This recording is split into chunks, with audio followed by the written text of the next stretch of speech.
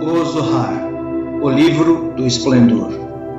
Passagens selecionadas pelo rabino Ariel Ben-Sion, 1880 a 1932. Parte 1. Revelações feitas à Grande Assembleia, de Hidra Rabbah. Por todo o país, em volta do Mar da Galileia, o mestre Shimon ben Yochai passeava com seus alunos. Algumas vezes eram 12, outras talvez 10. Esses fiéis discípulos a quem o mestre ensinava a Torá e explicava a palavra de Deus como a haviam revelado os profetas e os mestres de Israel. A lei escrita, conservada para toda a posteridade no livro imperecível, a Bíblia. Ele disse a seus discípulos: infeliz é o homem que vê na interpretação da lei a recitação de uma simples narrativa, contada em palavras de uso comum. Se fosse só isso, não teríamos dificuldade alguma em compor hoje uma Torá melhor e mais atraente. Mas as palavras que lemos são apenas a túnica exterior. Cada uma delas contém um significado mais alto do que nos é aparente. Cada uma contém um mistério sublime que devemos tentar penetrar com persistência.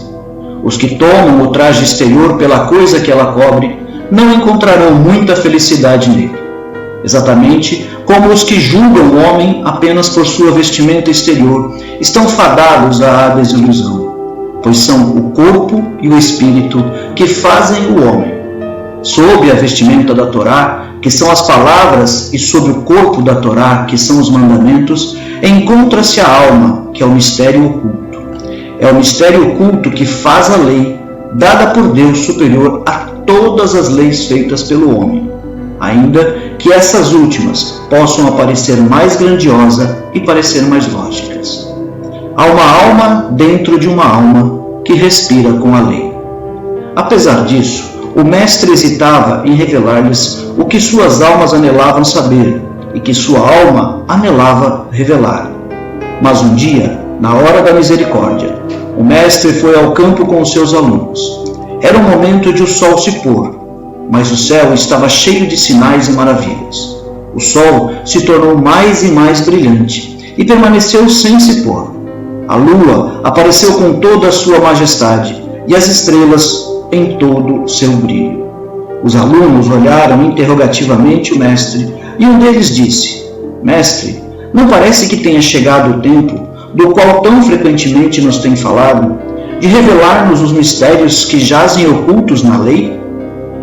Quanto tempo devemos gastar com buscas vãs e ocupando-nos com uma lei que repousa num pilar? Queremos começar a trabalhar para o Senhor, pois o tempo urge e os trabalhadores são poucos. E ainda, esses mesmos poucos devem permanecer na margem da vinha, pois estão incertos quanto ao caminho a seguir. Por isso, nós te rogamos, mestre, que nos armes com a sabedoria, com a inteligência e com o conhecimento. Revela-nos essas verdades que os santos do mundo superior ouvem com alegria e tentam compreender. O mestre ainda hesitava e exclamou: ai de mim se vos revelo os mistérios, e ai de mim se não os revelo.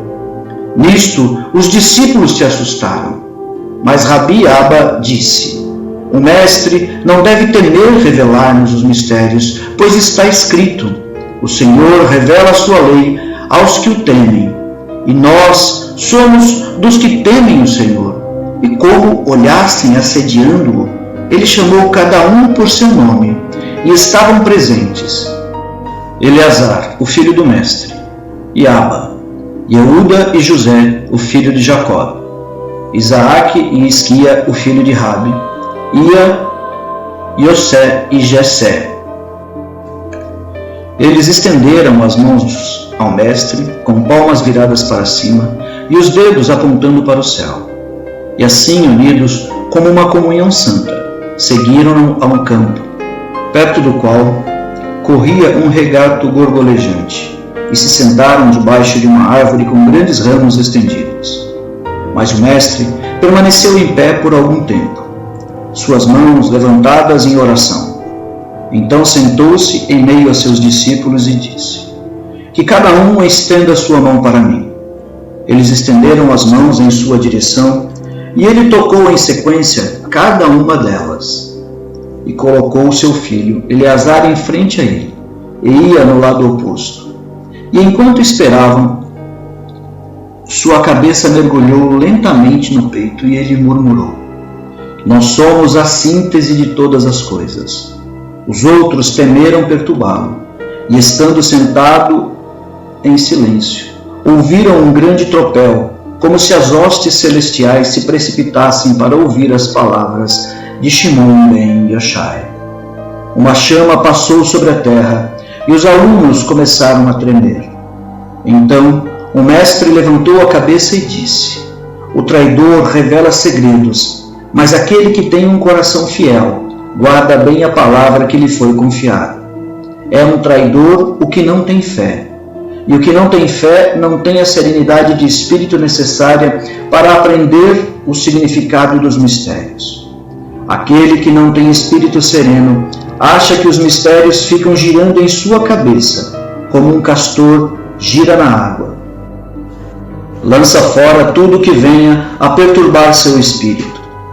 Que a ligeireza de nossa língua não nos faça pecar, pois a sorte do mundo depende dos mistérios secretos, e devemos especialmente guardar-nos de sair do caminho da verdade, nem por um tênue fio de cabelo. Capítulo 1. O outro lado da cortina. Todos escutavam atentamente, e o mestre disse: eis que eu vejo todas as luzes brilhando do outro lado da cortina. O Santíssimo estendeu uma cortina sobre 4 pilares para as 4 direções do mundo. Um desses pilares vai desde o mundo inferior ao superior. Um chefe o guarda e tem as chaves que abrirão a cortina. Entre os pilares vejo 18 pedestais iluminados pela luz suprema. Escutai-me, pois estáis destinados a brilhar como lâmpadas no mundo e iluminar os caminhos da compreensão. Percebi agora coisas que ainda não foram vistas pelo olho do homem, desde que Moisés subiu pela segunda vez ao monte Sinai. Meus olhos estão preenchidos pela visão do ancião, numa vasta iluminação. Sei também que meu rosto está brilhando, enquanto Moisés não sabia que o seu rosto brilhava quando ele falava com o Senhor. Entretanto, Moisés era maior do que os profetas. Pois quando Deus falou a Moisés com uma voz alta, ele não tremeu, mas os outros profetas tremeram, ainda que a palavra divina lhes fosse revelada em um murmúrio e em visões. Então ele abriu os olhos e, vendo seus alunos, disse: que o Espírito do Senhor permaneça sobre vós, o Espírito da sabedoria e da compreensão, o Espírito da força e da determinação, o Espírito da ciência, o Espírito do temor ao Senhor. E que o Espírito que vem do cérebro misterioso do ancião desça e desperte os 6 Espíritos que correspondem aos 6 degraus do trono do rei Salomão. E que se apresse o dia em que está destinado a vir o Messias, e venha e sente sobre o 7º assento, formado pelo ancião, ele mesmo. Pois na época da vinda do Messias, nenhum homem terá que pedir a outro que lhe ensine a sabedoria. Eis que eu vejo todos os mundos esperando impaciente pelas palavras que saem de nossos lábios, pois todas as palavras que se falam nesta Assembleia são santas, e o ar que sai dos nossos lábios forma cortinas através das quais a luz suprema se torna visível. Com sua compreensão ordinária, o homem não pode compreender a revelação dos mistérios. Tudo o que vos revelarei só pode ser revelado aos mestres que sabem como guardar o equilíbrio, porque foram iniciados. A alma vivente que Deus soprou dentro de nós é o selo estampado no homem que lhe permite elevar-se aos mistérios mais altos, ao próprio coração de que tudo está oculto. E sabei que as almas de todos os que vivem, assim em cima como embaixo, dependem da alma que alcançou o estado mais alto. Aquele que eleva a sua alma a Deus é capaz de alcançar a fonte mais alta. Todas as almas não formam senão uma unidade com a alma divina. Aquele que perde sua alma destruiu a harmonia divina. Sabei que todos os mundos superiores e inferiores estão compreendidos na imagem de Deus. Tudo foi e tudo será. Nunca mudou e nunca mudará. É o centro de toda a perfeição. Encerra todas as imagens de cada coisa de que estamos conscientes, com todos os nossos sentidos e em todas as formas. Mas só nós vemos como uma reprodução, pois ninguém a viu e ninguém pode vê-la em sua verdadeira forma. Tudo o que sabemos é que o homem traz a melhor semelhança com o original. E sabei que essas coisas só são reveladas aos que cultivam o campo.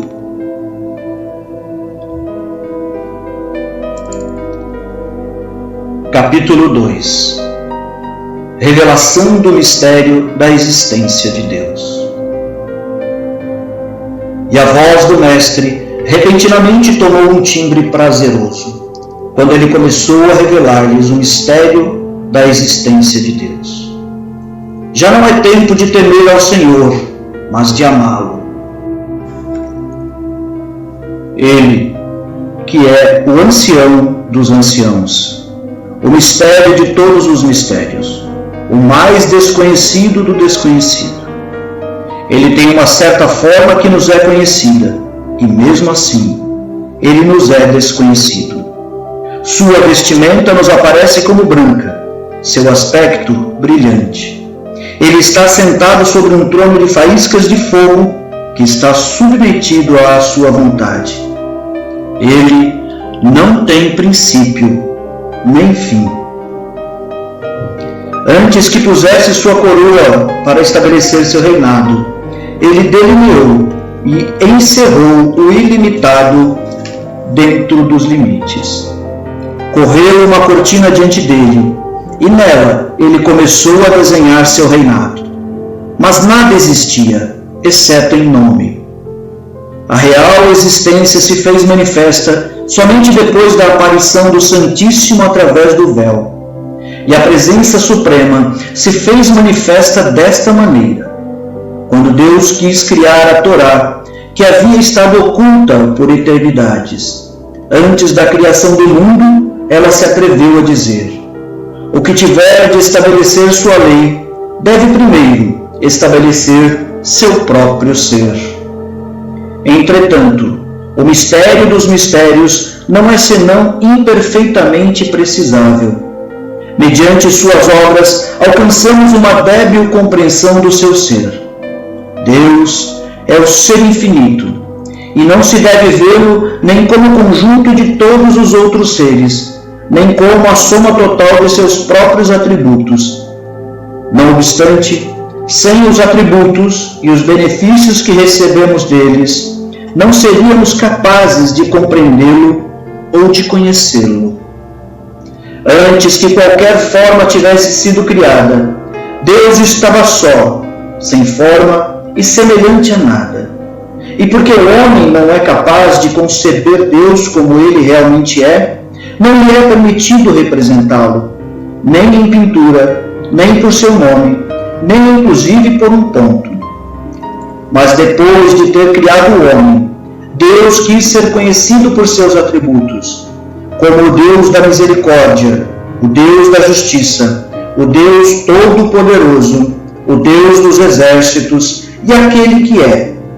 É só pelo conhecimento de seus atributos que podemos dizer: toda a terra está cheia da sua glória. Tampouco ele deve ser comparado ao homem que vem do pó e está destinado à morte. Ele está acima de todas as criaturas e é maior que todos os atributos. Nem atributo, nem imagem, nem corpo assemelha-se mais às águas, sem forma e sem limites. Entretanto, quando as águas estão espalhadas pela terra, somos capazes de concebê-las e falar delas sob variadas formas. Primeiro, há a fonte, daí o rio que brota dela e espalha suas águas sobre a terra. Depois, a bacia dentro da qual fluem as águas e que forma o mar. Então, o mar, de onde as águas correm em 7 canais, fazendo 10 formas no total. Mas, se rompessem essas formas, as águas escapariam e retornariam à sua fonte original, enquanto as formas em que estavam contidas cairiam em ruínas. Dessa maneira, foram criadas as 10 Sefirot. A primeira Sefirá, a coroa, é a fonte de onde brilha uma luz sem fim, e que chamamos o infinito ou Ein Sof, já que não temos meios à nossa disposição para compreendê-lo. Então, vem um vaso, tão concentrado quanto um ponto, como a letra Iod. Esta é a fonte da sabedoria, por meio da qual nós invocamos o Deus da sabedoria. Depois, vem um vaso tão imenso quanto o mar. Este é a inteligência e nos dá o epiteto Deus inteligente. Mas entre a sabedoria e a inteligência, Deus derramou sua própria substância, de modo que deste mar saem 7 canais ou atributos: misericórdia, justiça, beleza, triunfo, glória, realeza e a fundação. Assim, poderemos designar Deus como o grande, o misericordioso, o forte, o magnificente, o Deus da vitória e aquele que é a base de todas as coisas. Deus separa a si mesmo de todas as coisas, ainda que ele não esteja separado delas, pois todas as coisas estão unidas com ele, do mesmo modo que ele está unido com elas. Ao dar forma a si mesmo, Deus deu vida a tudo o que existe. E ocorreu o seguinte: no princípio, o som da palavra chocou-se com o vazio e formou um ponto imperceptível, a origem da luz. Este ponto foi seu pensamento. Do ponto, ele evoluiu para uma forma misteriosa que cobriu com uma veste cintilante. Este é o universo, que é ao mesmo tempo uma parte do nome de Deus.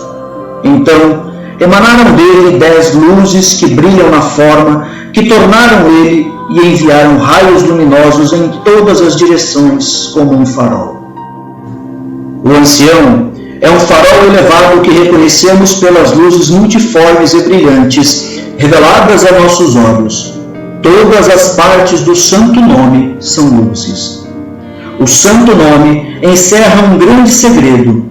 Quando o mistério dos mistérios quis manifestar-se, ele criou um ponto, que era o pensamento divino. Neste, ele delineou todo tipo de imagens e gravou todo tipo de figuras.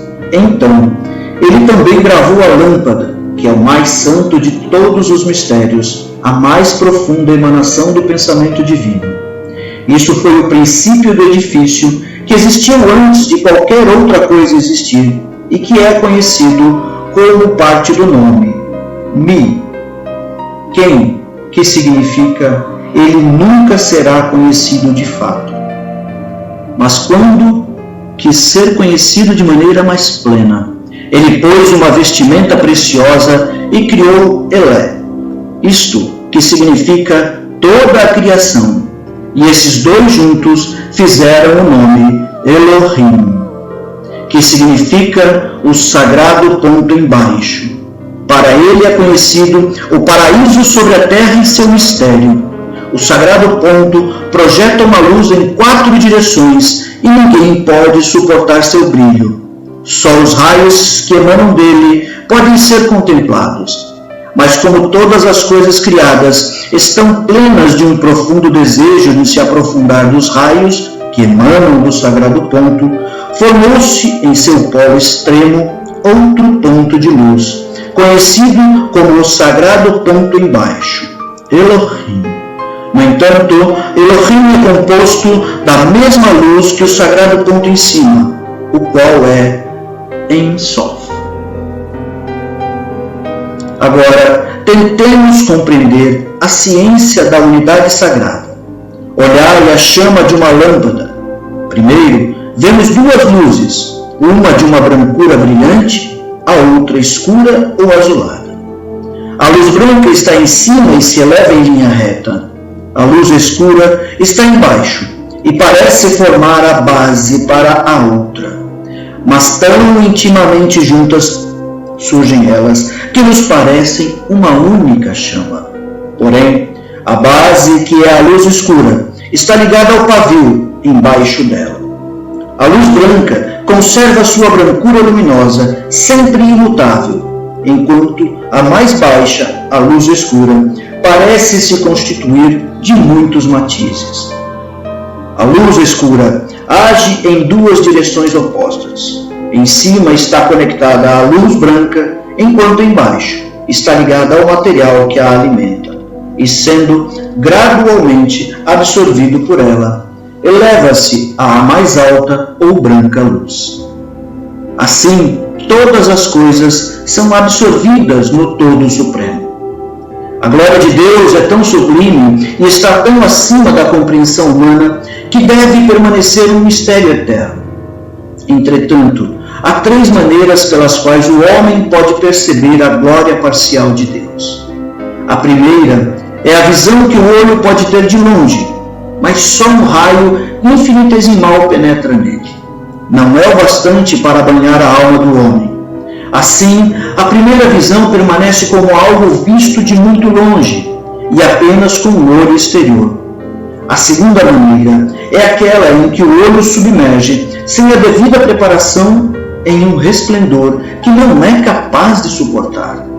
Ofuscado e confuso, vê-se obrigado a impedir, por si mesmo, a entrada do grande resplendor, depois de só ter sido capaz de abarcar um raio diminuto da visão suprema. A terceira maneira é quando a visão é olhada como em um espelho brilhante. Nele, o olho pode permanecer, enchendo-se tão completamente da beleza que por fim esta penetra no ser mais íntimo e inunda a alma como uma luz perene.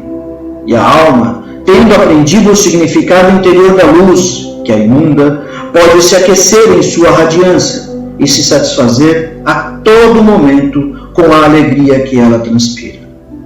Mas a essência de Deus está tão acima da inteligência do homem e dos anjos que ninguém pode chegar perto bastante para compreendê-la. Os seres que vivem aqui embaixo dizem que Deus está no alto, enquanto os anjos do céu dizem que Deus está sobre a terra. Deus é conhecido por cada um segundo a profundidade de sua própria compreensão, pois cada homem só pode unir ao espírito de sabedoria tanto quanto permite a vastidão de seu próprio espírito. E todo homem deve tentar aprofundar seu próprio conhecimento de Deus, tanto quanto lhe permita sua própria compreensão.